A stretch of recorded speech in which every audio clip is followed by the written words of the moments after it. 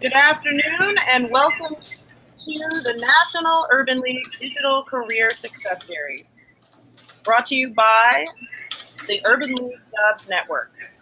Thank you all for joining us this afternoon. My name is Jody Brockington and I am your host of today's show, Millennial versus Xennial. And we're going to look at the different generations at work. It is not just that there's so many groups, one or two. We always hear about millennials. We never hear about the other groups anymore, except for how much we do not interact well with each other. But today, our two guests, who are great FOJs, friends of Jody, will tell you what the workplace is like for them in today's workplace and things that they've worked on and ways for you to navigate your own career. This is an exploration, once again, of the different generations. Do you believe in the title that you're given? Do you believe in the generation that you are in? Or are you breaking barriers, or have you come before your time?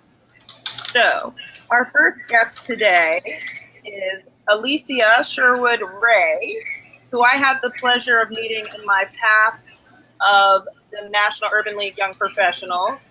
And then she was fortunate enough, or maybe how she might not see it, to have married my mentee, Mr. Brandon Ray, who worked at the Urban League, volunteered, is an alpha along with Mark Morial, and she has fit in nicely and brings a new breath of life to him and ourselves and our next generation. I have met Tiffany Hunter when we were both the original Urban League Young Professional presidents.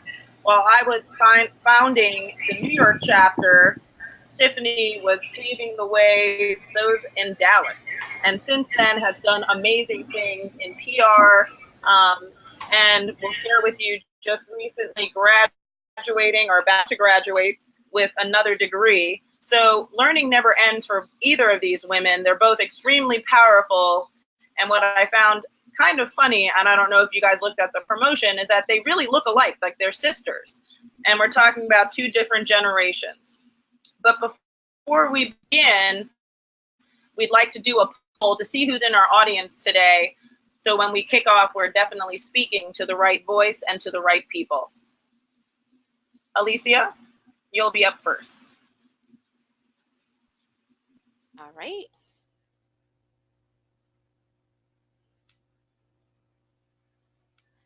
So, hi everyone. Can you guys see my screen once we're ready?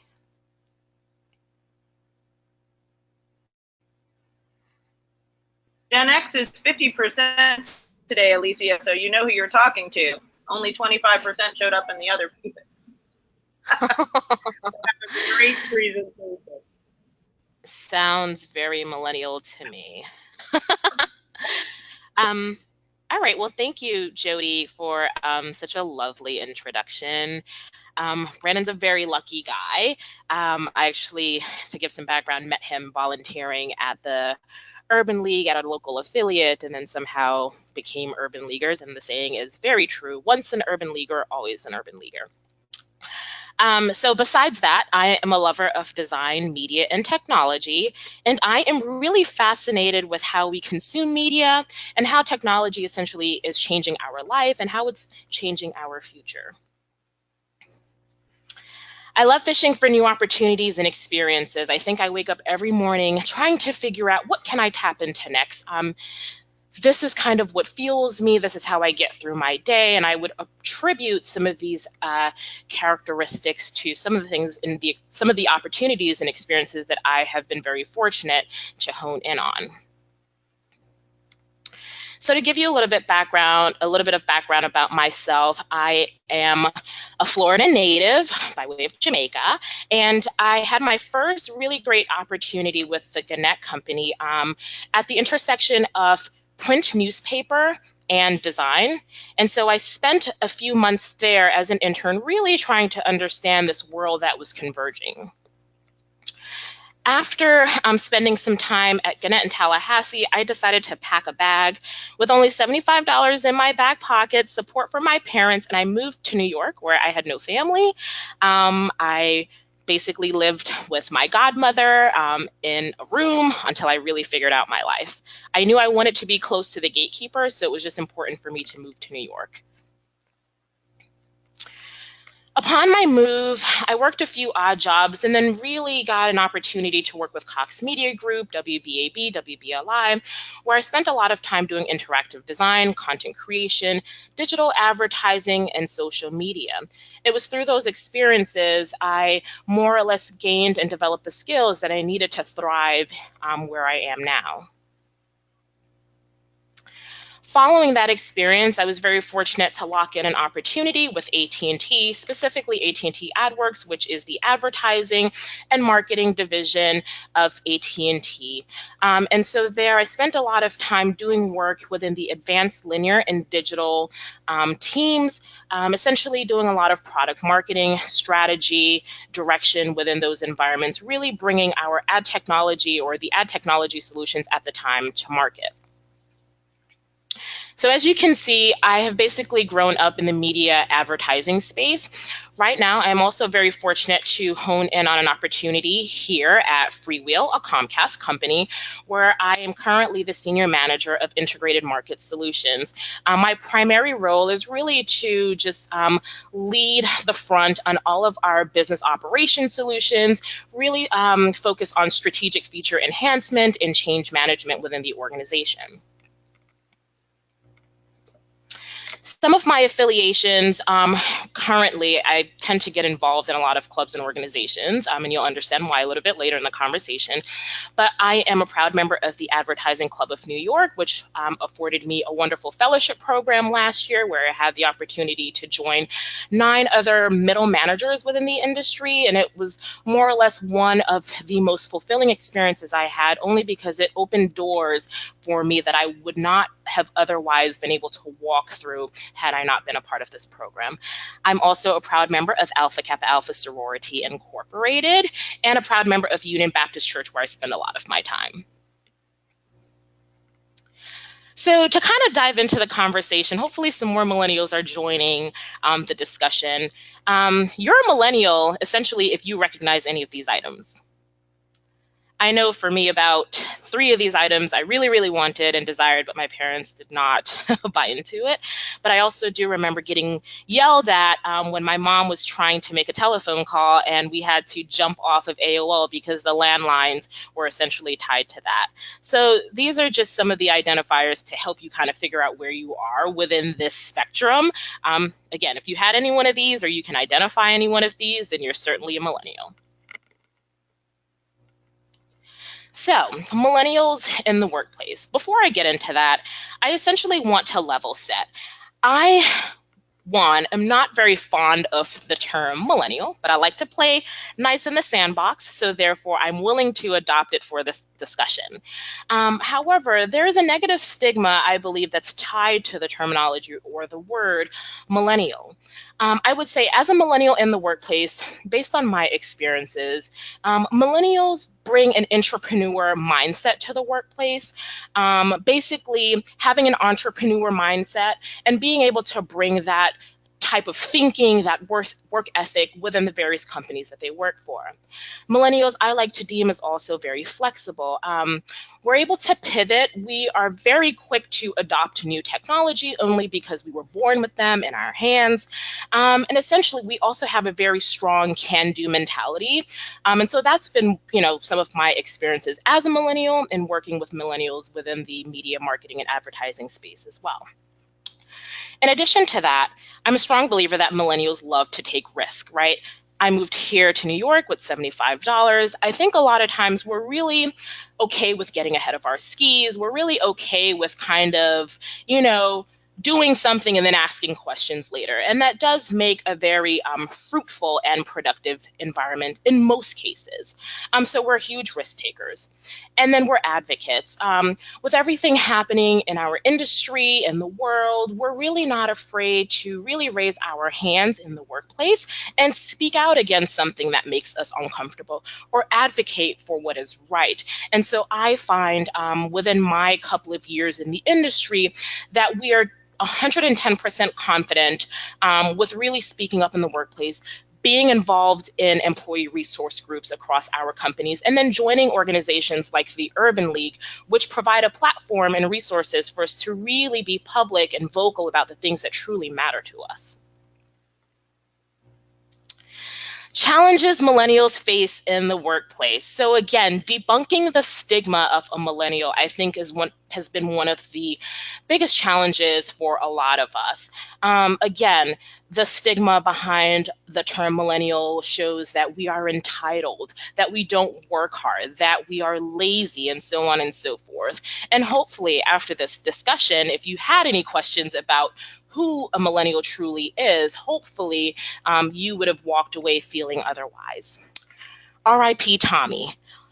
Although Tommy is no longer with us, I would like to just put this out there. Millennials, like myself, have a very difficult time explaining our role within various organizations.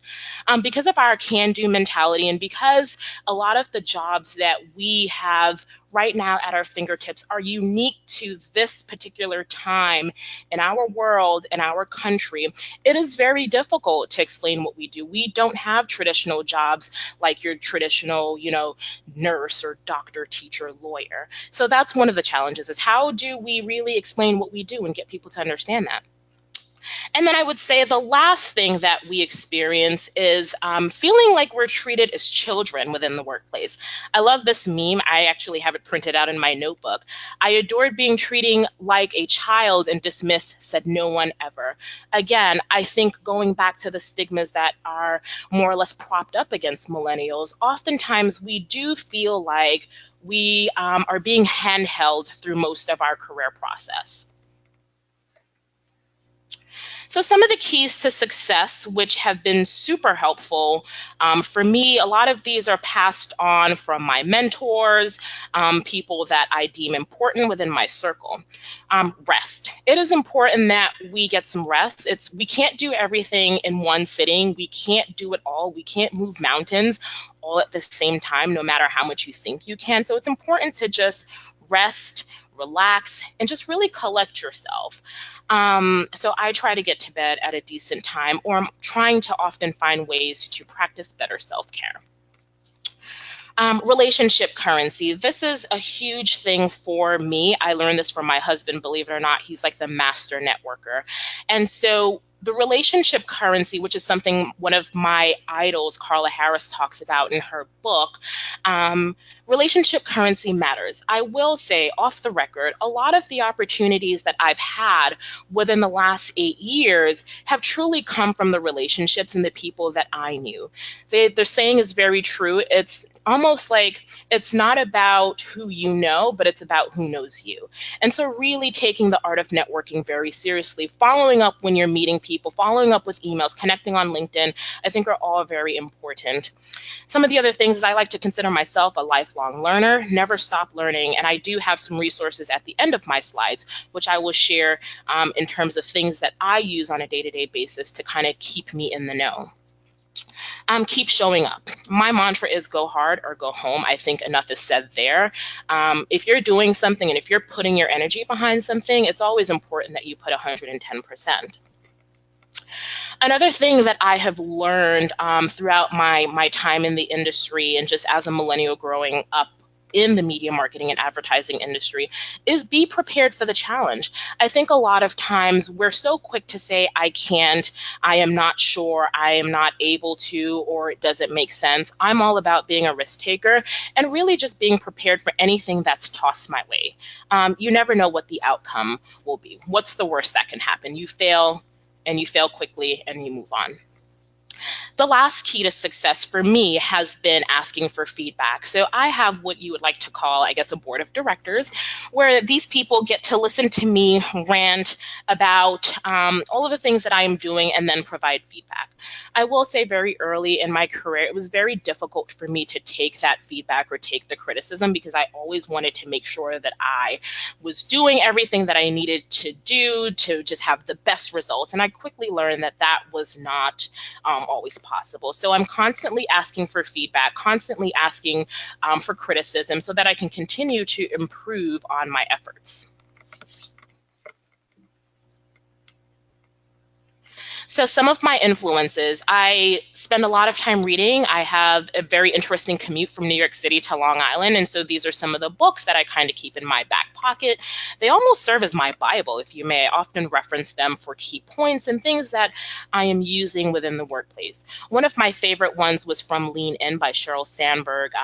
In the book, she talks about really being present and having a seat at the table. I remember one job in particular, there were a couple of senior folks gathered at the table, and I walked in the room maybe, right on time, roughly, and there was a seat on the parameter, and I noticed the difference in terms of how they treated me and how I was included in the conversation when I sat at the edge versus at the table. So I am always, making sure that I am making room for myself at whatever table I have the opportunity to sit at.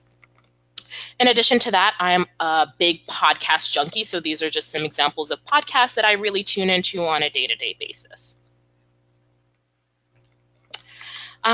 With that being said, I'm always trying to fish for new ideas and opportunities. I've had the privilege to speak at a few events and conferences here in New York, AdTech being one of the bigger ones, where I talked a lot about my experience as a woman in the tech industry.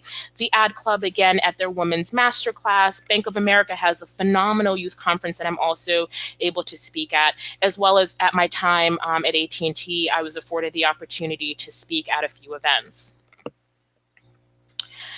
And last but not least, what keeps me up at night? Again, I'm a crazy person, and I spend a lot of my time really trying to move the needle on things that are important to me. So recently I started this blog called Black Owned Long Island. You can check it out if you're from the New York or Long Island area.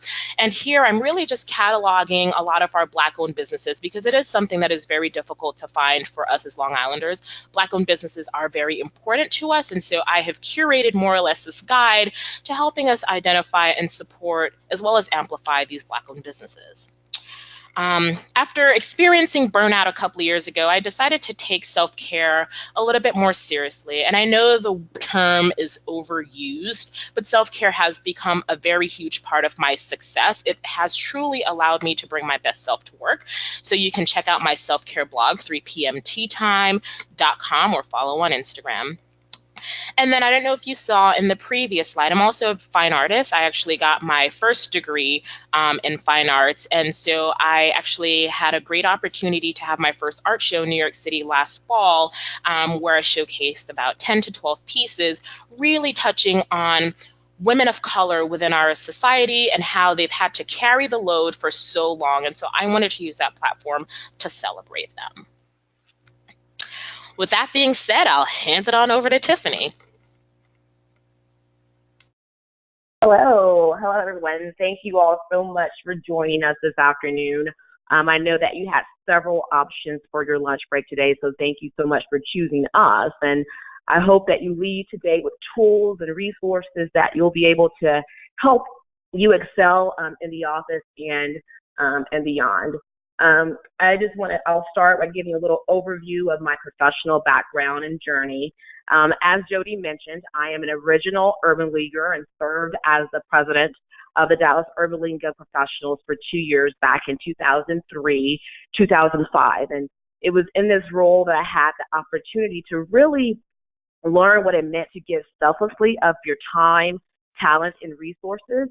And it was also here that I really gained the skills that would later help me excel in becoming an entrepreneur. So from multitasking and managing people to building community relationships, it was in this role where I was able to build my business and entrepreneurial foundation.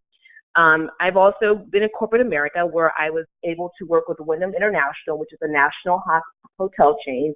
At Wyndham, I started off in a marketing and communications role where I reported directly to 2 VPs and then on to the CFO. So in that role, I had to have tough skin. So learned very early on to build my confidence and to do what I said that I would do, because my work was being directly utilized by the executives of the company.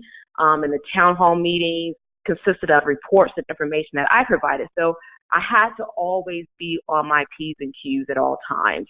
I also learned to move outside of my comfort zone. It was at Wyndham where I was offered a role in investor relations. And at that time, I wasn't very financial savvy. I was very, very comfortable in my marketing and communications background, but I took the risk and took the leap and became very, very resourceful, and bought investor relations books, and also asked for training from various people on my team. And so I wasn't afraid to ask questions, and I wasn't afraid to venture into an area that I wasn't very familiar with. Also at Wyndham, I was very involved in Infinity Group that Alicia mentioned, the importance of getting outside of just your day-to-day operations, but getting involved in the organization so that you're able to meet people throughout the organization that you may not have met in your day-to-day interactions. From Wyndham, Wyndham had a huge layoff, and so as a result of that layoff, my agency, Tiffany Dale Agency, was birthed. Typically, when companies are going through layoffs, people are very anxious and stressed. But I decided. You there? Yes. So during that time, I decided to transform that obstacle into an opportunity. And so, again, that's how my company was birthed. And just by being able to leverage the skills that I obtained at that organization allowed me to go on to be successful in my company. After running my agency for 10 years or so, I decided to re-enter the business world and took the role of Chief Communications Officer with the Barbara Bush Houston Literacy Foundation.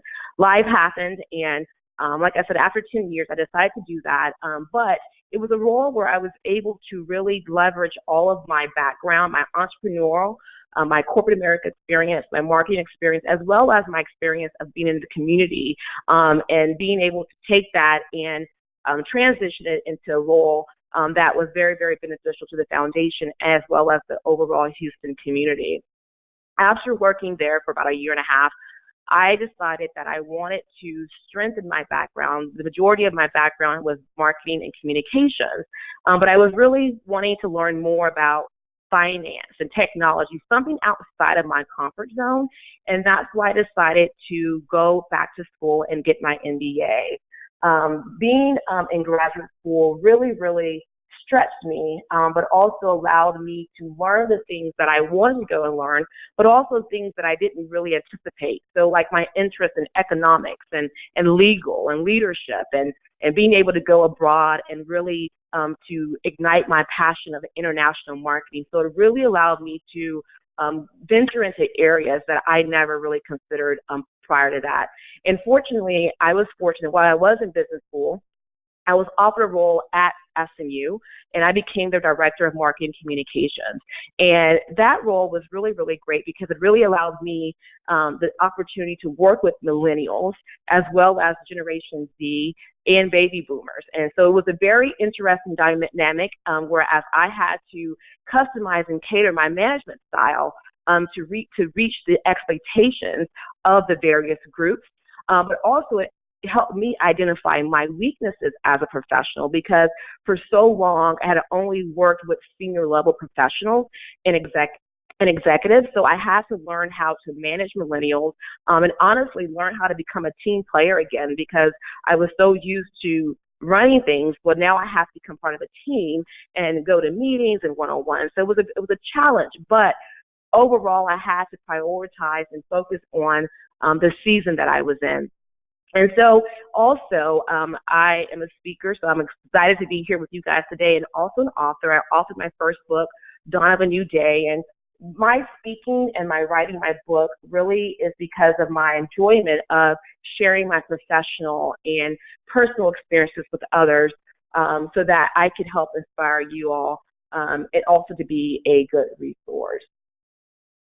So the next slide. I think so. I am here to talk about obviously the Xennials, but in order to really talk about Xennials, I think you have to have an idea of what the overall spectrum of the generations are. And so this slide here lets you see where Generation X starts, as well as Xennials. So Xennials are part of the Generation X. Generation Xers were born between 1965 and 1980. So when it comes to the workforce, Generation Xers want work flexibility. They tend to work with the same employer for 15 years or longer, and they believe that hard work is the key to getting ahead. This group also makes great managers, they're collaborators, and they tend to be great problem solvers, and they also tend to be entrepreneurial. Now, Alicia spoke to you all about millennials. Well, Xennials found that they did not identify completely with Generation Xers or with millennials, but was somewhere in the middle. And so as a result, there was a micro generation that was created, as you'll see, which is coined the Xennials. So how do you know if you're a Xennial? So you are a Xennial if you were born between 1977 and 1980. 1977 and 1983. And so you will know that, so if any of these look familiar to you, you know you're a Xennial if you have to call a friend using a landline. And when you call them, you most often have to speak to their parent before they then pass the phone along. And once you're on the phone with them, you often have to click over just to make sure that no one in the house was listening to your conversation.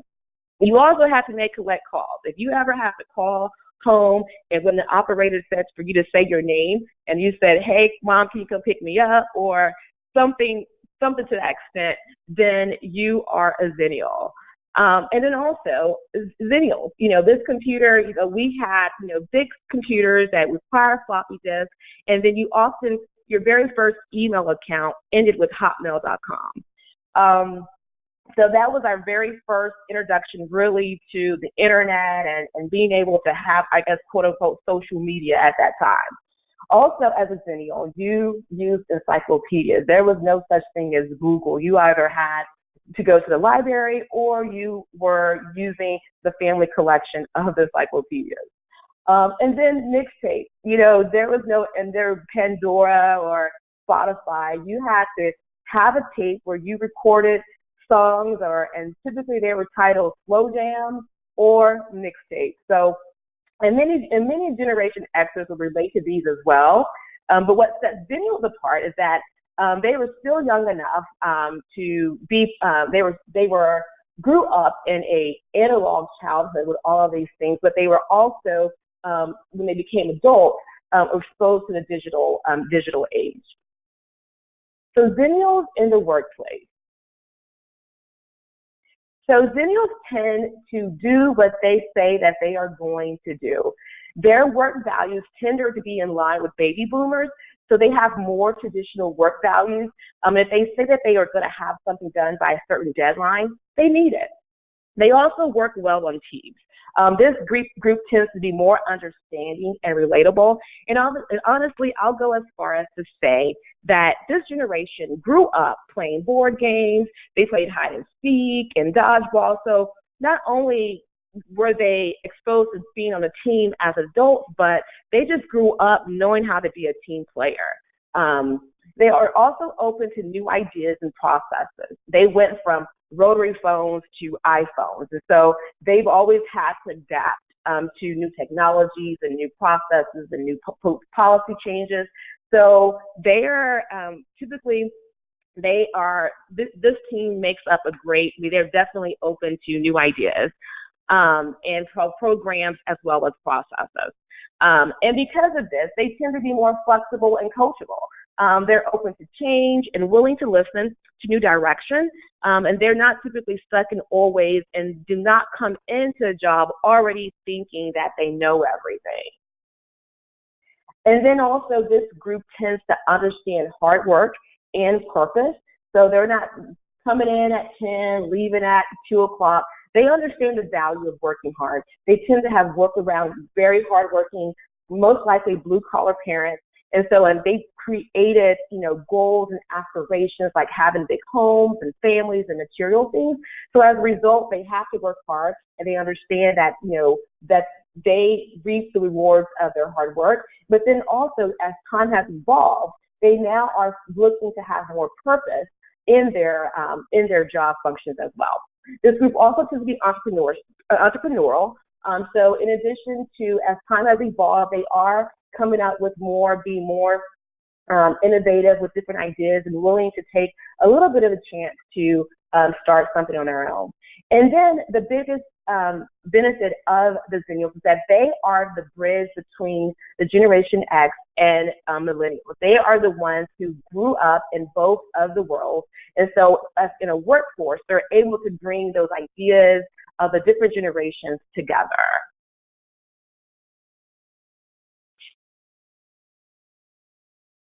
So what are the challenges of a Xennial? Well, some of the challenges are managing cross-generational team. Obviously, each generation was raised with different work values and expectations, so it can become difficult ensuring that you're communicating to each group and meeting their expectations. So a baby boomer may be interested in retirement and benefits, whereas generations X and Z and the Xennials are more interested in raises and recognition. And so a manager has to be able to create incentives that will entice their team to work and to perform, give their best each day. Also staying abreast of new digital and technology trends. I mean, technology is changing every day, and once you learn one thing, there's something new that's coming out. And so whereas the generation Z and Xennials grew up in their adulthood was a digital age, they're constantly still having to, once they learn something, they're having to learn something new while still managing home and life as well. And so that typically tends to be a challenge for them. And then also, all of the different social media, all the technology trends that are coming, sorting through all of that noise and the constant flow of information. To that point, there are so many different so many avenues of information coming to you. It becomes difficult to sort through all the information and determine how to actually use it and to apply it to business strategy. We also have work-life balance. So many Xennials lack work-life balance because they've had these professional aspirations that they created several years ago, and they're constantly trying to climb the corporate ladder, or they have these various expenses that they've acquired over time that they're having to work so hard to maintain them. And so they really lack a lot of that balance. And then also this group tend to not really take as many career risks. They've committed from a 9 to 5 work day, and then typically, sometimes that end up taking longer, but they end up being very comfortable where they're at and really are hesitant in taking those chances. So similarities. So at the end of the day, as different as everyone says that we are, at the end of the day, we all want the same thing. Everyone wants to know that what they do each day is valued and appreciated. We also want to be recognized for our accomplishments and achievements. So if we're doing a good job, we want to hear it. And then also, everyone wants to find purpose in their work. So ultimately, it may be different levels of purpose and why your why may be different, but at the end of the day, everyone wants to feel like their role and their work is serving a greater purpose.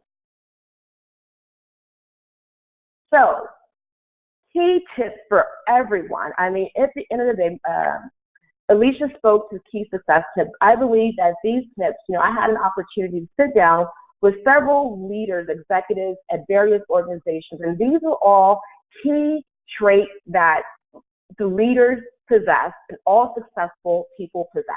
One is to have integrity. You must be honest and build trust with others to be successful. You have to have a vision. Successful people and leaders are always moving towards their vision and their goals. You also need to be authentic. So the differences of Xennials and Generation Z and Millennials, embrace those differences. Don't try to simulate, but embrace your differences and leverage those to your advantage. Also, build relationships. To be a leader, you must have people who want to follow you. And you also be kind. In order for someone to follow you and to respect you, you have to be nice and a good person to others. Be inspiring. People follow who inspire them. So make sure that you are living an inspirational life. And then also constantly learn and stay curious. Knowledge is the key to power, and it helps you maintain a competitive edge. Also, get involved in the community, in your organization, join affinity groups, and attend company events and social. And you also must be an effective communicator. So this is through your speaking, through writing, as well as nonverbal communication. Be a mentor and a mentee. So sharing your knowledge with others and helping them achieve their personal goals is really beneficial both to the mentor and to yourself. And then also be a mentee. Find someone that you can who you aspire to be like, who could be honest with you and transparent to you and let you know what your strengths and weaknesses are. And then at the end of the day, you must constantly self-evaluate. So write down your goals, make sure you have a plan, but always have a stop and checking point. Stop and reflect and see if you are meeting your goals, if you're in line with your vision, and if you're not, then you need to readjust and make sure that you are in line with the things that you're aspiring to do. All right, and that's it. So to stay in touch, I have a blog, The Houston Hunter, and I also have the book, Tiffany Dell. You can follow me on Instagram, and you can visit me online at tiffanydell.com. And then you can, if you have any questions, you can feel free to give me a call or send me an email. Thank you. Wow. Well, I don't talk to both of you regularly, but I do see all of your similarities and differences. And, my theory on the whole millennial, Xennial thing is, I think that there's plenty of us that cross over into more than one category, no matter what our age is. But Alicia, you brought up a point earlier, although I was joking about the poll, how you actually didn't expect your peers to kind of show up. So how do you kind of connect? How do millennials really connect? I was at dinner the other night and two women your age came and sat at the same restaurant. My friend and I both put our phones down, and the two of them sat down and didn't even talk to each other for a good 10 minutes. So where's the communication? How do you guys actually connect? So that's actually a great observation. I did not expect a lot of millennials to join today's conversation in real time. A lot of us are married to our phones. We were kind of born more or less with this piece of technology that has evolved over the last couple of years in our hands. I will say I am a repeat offender in terms of every morning I get up, the first thing I reach for is my phone. And so one of the things that I have learned and understood, not only within the industry, but just as a millennial myself, we enjoy content on demand. We're consuming information on demand. We're consuming it wherever it's available to us. And to be quite frank, it's not always being on the phone. It's not always dialing into a line of some sort. So if, I like to more or less consume content either in the form of a video right before bed, or in the morning when I get up, or if, I'll put it out there. Some of us use our phone in the bathrooms. There's no boundaries. We don't draw the line. Wherever we can get it, we get it. But you can't, I guess, more or less expect us to commit to an actual timeline or time frame to do something because, we're all over the place. And so, again, anything that's on demand is probably going to be the most resourceful. If you're requiring a high level of effort to access information, then unfortunately, we're just not going to tap in.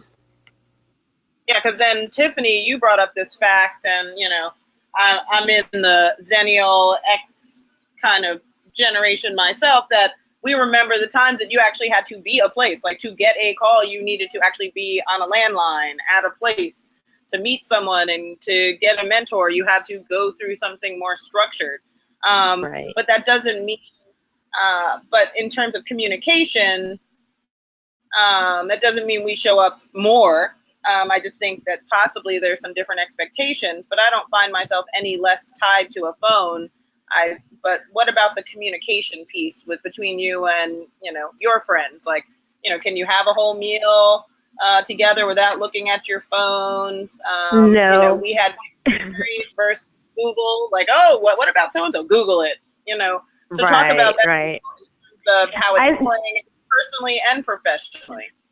Right. Well, no, I think that iPhones and technology crosses all generations.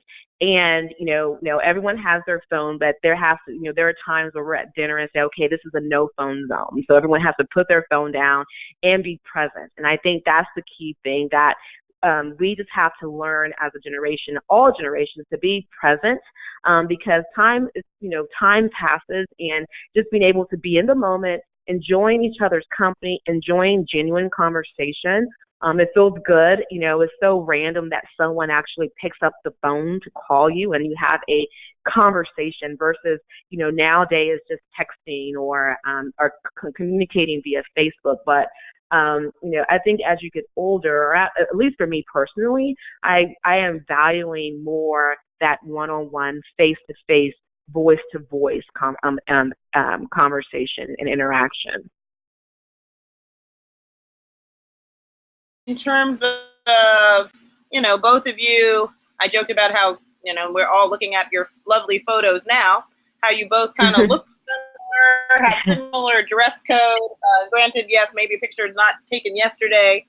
But the idea of, and I just, I'm doing a shameless plug for the Urban League Young Professionals, but do you feel like that is a group, an organization that does speak to both generations and has been helpful to kind of bridge some ties? And if not just the Urban League Young Professionals, what are some other groups? Alicia, you spoke about some groups that you're part of. Tiffany, I know you're Dallas this and Dallas that and women this. So how do those things help you both kind of stay connected personally, professionally, and then I would say to find these mentors and, as Alicia alluded to, create your own board of advisors? Mm-hmm. I guess I'll jump on that. Oh. Tiffany, do you want to go ahead? Oh, no. So I was going to say that. So I believe that the Urban League definitely set a foundation. Just coming out of college, I was in my early 20s when I started the Urban League, and so it really helped me get comfortable with speaking. I was on the board of the Urban League. That was my very first board affiliation. So being comfortable sitting around a table with, executives and people who knew more than I did. And so building my confidence, also just being able to, have that executive presence. So that was really, really key. But then as I've, have excelled in my professional career, many times being part of organizations that where there's cultural and, gender diversity. So being able to embrace the differences of others is one, the Urban League is all, majority, African American, but, when you're part of these other organizations, you really kind of learn the thought processes and or just getting comfortable in who you are and being able to help bridge, any type of conceptions or being able to have that voice in a broader environment, being able to share your perspective, but also to gain perspective. So I think that we're able to learn and grow together. Alicia? So how I became affiliated with the Urban League was actually very interesting. Like a typical millennial, I Googled it, and I met Karan Washington, who was the president of our local affiliate at the time. And then I met Brandon because he questioned my abilities to design a real flyer, but that's a whole other conversation. But it was through my, I can see that conversation right now, so. Yeah, he really tried it. He really tried it, but he redeemed himself, so we're all good. But yeah, it was through my time at the Urban League, again, our local affiliate on Long Island, which was about 4 to 5 years, where I spent a lot of time growing. Think about it. At this point, I was a 20-year-old that moved from Florida with no money, and I knew that my whole life had been built on service. My mom, her whole life is around community service and empowering people, and it was just so appropriate for me to be a part of this National Urban League experience. So through the conferences, through serving as the communications chair, and then that work at a local level being recognized by a Brandy Richards at the time, who was president of the Young Professionals of the National Urban League, I was able to really hone in on my craft as a graphic designer, as well as learn a lot of the tips to success, and then being given a platform to really execute those. So I got my first real public speaking opportunity through the National Urban League. I've been able to develop a lot of key relationships right now, which have somehow translated itself across all of my experiences here in New York. So it definitely has set the foundation for my career. And a lot of the people that I met during the movement are still key contributors to my success now. They sit on the board of my directors. And throughout that experience, I've also learned from the lovely Wanda Jackson how to pay it forward. I think a lot of times we get so caught up in our own path that we're leaving the person who's coming up behind us. We leave them at the bottom of the ladder. And so my whole life, my marriage, everything that I have is dedicated to service. And it was through the foundation of the National Urban League and the Urban League Young Professionals, and just all of the movers and shakers within that space. I attribute all of that to them. Wow. So in terms, both of you have really interesting and semi-parallel lives. Both have written books, doing things, have your own businesses, have worked in corporate, for I'll say the generations that you represent and are in, and not, do you see that there are better places for different folks to be, depending on what they want and their capacity? We keep talking about, there's, millennials here and the boomers this, and we have this next Z generation coming, those who are graduating these next couple of weeks. Where are people fitting in, and how did you make your transitions, or were there ever any tough, challenging moments, or do you find yourself helping other people now as a translator? And this is for both of you. I can, I guess, piggyback off of my previous comment. So as a millennial in the workplace or workspace, I've had to really figure out how to show up. Perception-wise, when you go through college and you graduate, it's almost like you're handed a suit and a briefcase and it's like, go get a job. And so that thinking really didn't get me too far. And so as a millennial, I've had to kind of rewire some of the things that I've learned within my village, within the classes or the career development courses that I took while I was in college, and really understood the art of authenticity. So for me, my success really didn't come from putting on a suit. My success really didn't come from putting on makeup every morning and, wearing heels and pantyhose. While that is appropriate for, various scenarios, I realized that I had an opportunity to really choose the path that I wanted to take. And so I think for millennials, because of the skills that we have or we're honing in on, because of our various experiences, we can kind of choose our own path and decide who we want to work for. I know, even just to kind of put the company that I work for now on the map, while it is still a very startup type culture, I love it here because I am not caught up in what I look like. I'm here to do a job, and I enjoy doing my job, whether that's sitting on the couch or taking a break and playing ping pong, or, spending some time working, on the rooftop. However I am going to be productive is the only thing that matters in the workplace, because at the end of the day, you can't necessarily always be beholding to a timeline or a desk or a formal way of working. And so I've had to undo a lot of those expectations within the workplace. And of course, it is something that is not adopted pretty widely, but it's where the industry is heading. No longer are you required to be super corporate. You get the work done by any means necessary, as long as you're in compliance. But it really doesn't matter in terms of what you have on the outside. It's really what you bring to the table. Yeah, no, I agree with a lot of what you said. I think the key point was just being authentic, making sure that you stay true to who you are and what your desires are. And, to the key success tips that I mentioned earlier, have a vision. And I think as long as you have a vision and you have a goal and you know what you are working towards, that should help you determine the path that you should take. And then also back to, taking that path, but then taking a step backwards and evaluating and making sure that, okay, am I doing what I said that I wanted to do? And if I'm not, what do I need to readjust to get to where I'm trying to go? But, to your question of, is there a certain place where the millennials are? I believe that, that every aspect of my life was, I built upon them. They were building blocks. And so none of them, I think, at the end of the day, you're going to learn something from every role that you're in. So it's very important, even more important, to be present. Be present in that position, learn as much as you possibly can, get involved as much as you possibly can.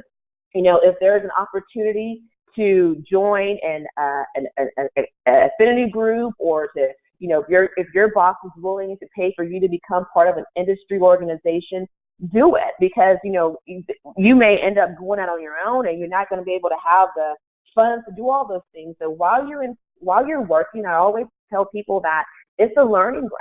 It is an opportunity to constantly learn, constantly grow. And then you'll never know how you're going to be able to take all of those skills and how it may, in the end, it all comes together. Like my role at the Bush Foundation, I didn't know that as an entrepreneur, after, working in Wyndham and serving in the Urban League and being a philanthropist, all of those things came into play in that position. It was almost like I had been groomed to be in that role. So I believe that everything ends up building on each other, and there's no one particular area. I think wherever you at is what you make the best of that position wherever you're at. So I think that you guys kind of bring home this kind of point that we all have to create what, we need from things, minus titles. The millennial title, Alicia, really was given to white young men in their 20s, and you're definitely a Black female. So the fact that title kind of covers and, kind of says something or another. What I found interesting, too, is both of you talked about a work-life balance. But Alicia, you talk about how you're like kind of constantly on your phone. That doesn't mean you can't be on it personally. But even connecting now, so what do you do to find some of that? I've been following the 3 p.m. tea time on and off. I'm, in the beginning, a lot on. But what do you guys both do? Because you're so busy. You do so many things. You both travel. Alicia, you're married, so you have to balance that also into your life. So what are some suggestions for those of us that are listening to do for our lives? Like, how do we find that balance? How do we find these connections? Well, I'll tell you, right places to work. Yeah, well, I'll just say that, I've been in graduate school for the 2 years and there was no work-life balance. I have to tell you that I had to just put everything aside. It was about studying and working, but I will say that one of the things that the benefit of that was that it really did, because I had been so used to juggling so many things as a business owner, being in the community, getting so used to wearing multiple hats and juggling various balls. But when I realized when I got into graduate school that it required so much of you. And so it really forced me to have to prioritize my time. And I think that at the end of the day, whether it's graduate school or your workforce, you can't do everything. And I think you need to decide on key things that are really, really important to you. And so there are things I just had to say no to certain things. And I said yes to things that I truly, truly valued and what was really, really important to me. And I think that, to you and anyone that's listening, work-life balance doesn't mean, or fun doesn't mean doing everything. It's about doing the things that really matter. Make time for things that really matter to you, and you'll find time for it. I agree with Tiffany 110%. It's really making time for the things that are important. I would say I'm very fortunate to have a very strong village that is very supportive of the things that are important to me. And so, again, going back to being quote unquote a millennial, after getting married, I thought I had to do everything a traditional wife needed to do to keep her home in order. And I'm very fortunate to have a very supportive husband, but I also had to let go of these traditional ideologies. A wife is supposed to cook and clean and iron. None of that works for my lifestyle. And so I basically had to come to terms with one, saving my coins so I can outsource different things like laundry and cleaning, and it's quite okay. It doesn't make me less of a wife. Another thing that I've learned to do, which Tiffany pretty much alluded to or said, is saying no. I think I have spent, I would say, my entire life really being a people pleaser and really doing everything everyone else wanted me to do. And so maybe within the last 2 or 3 years, I have actually severed some ties with various organizations that ate up my coins, because I need those coins to outservice things that I can't do at home, because they weren't impactful or they weren't meaningful. So learning to say no, being okay with flying on autopilot. I think millennials do a really good job of that because of all the technology we have at our fingertip. And so those were those are kind of two of the things that I've learned to do as a millennial, really just valuing my time, saying no where it's necessary, and then sticking to that. And then from there, I have seen things fall into place because now I'm able to get more sleep, which is amazing.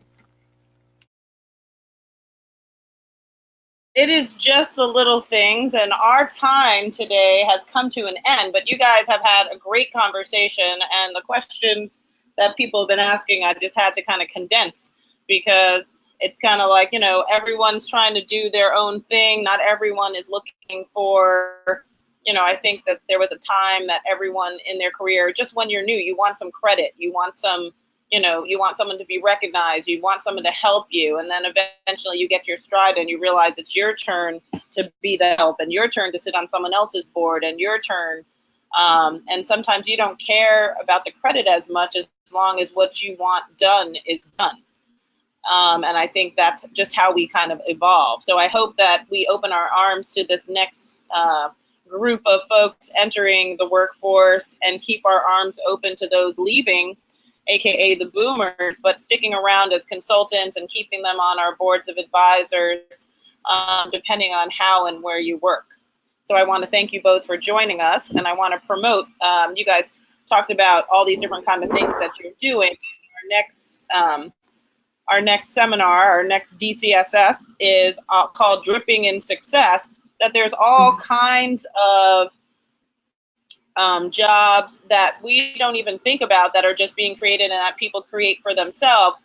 But when we're talking about dripping in success, we're talking about being successful in the fact that you enjoy and are passionate about where you get your paycheck, and that what you do impacts other people's lives. And we are bringing this kind of closer to home to our upcoming career fair, that people need to be dripping in success so that you're attractive to other people, that you're smiling, that you're happy, that you're dressed well.